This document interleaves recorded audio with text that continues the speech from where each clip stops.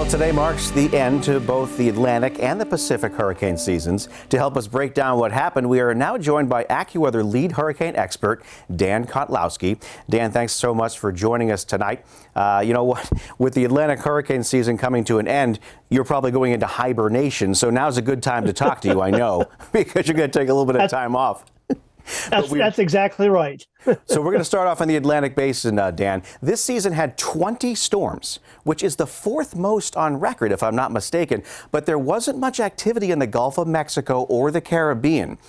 Was that due to wind shear, perhaps, being an El Nino year? Well, actually, Kevin, it was a combination of things. Shear was one of the problems, but we also had very warm water and a very active season during the whole June through November season in the East Pacific as well. So when the East Pacific was very active, that created sinking motion over the Gulf of Mexico and over the Caribbean, which actually limited or actually pretty much squelched development. Now, we did have Harold come into South Texas, and we did have Arlene develop early in the season in Idalia. But that was it as far as anything in the Caribbean or Gulf of Mexico to be any threat to the U.S.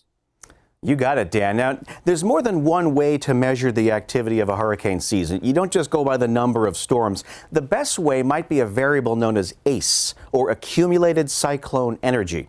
Can you tell us about this variable and how this year's ACE may have ranked with past seasons and past El Nino seasons?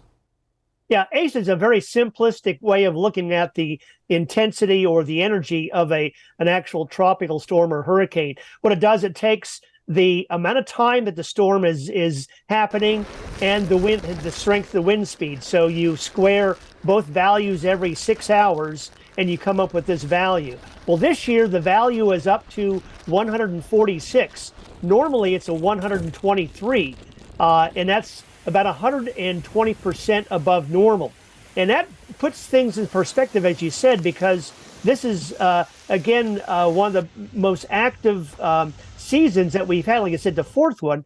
But on top of that, we had an El Nino, which usually the ACE is lower. Yeah, it's so weird, Dan. I mean, you got to say it's, I was going to ask, El Nino seasons are not usually this active. Why was this one so active? I'm guessing maybe just the really warm water? You nailed it right on the head there, Kevin. The warm water was the big story this year. And let me put that in perspective. We had we have what I call the Bermuda Azores High that's situated near Bermuda and Azores. And when that high is weak, the trade winds coming across the Atlantic right into the Caribbean are usually not that strong. And that's what the case was this year.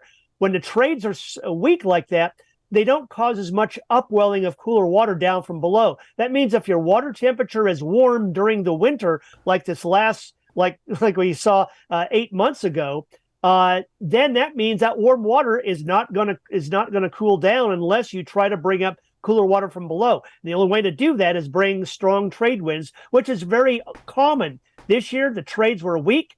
Actually, they stayed weak throughout the entire season. That's why we had so much warm water across the Atlantic Basin. Dan Kottlowski, AccuWeather's lead hurricane expert, thank you very much. We appreciate that for your insight there. It's funny how it's all connected. There's so many variables. Great job, Dan.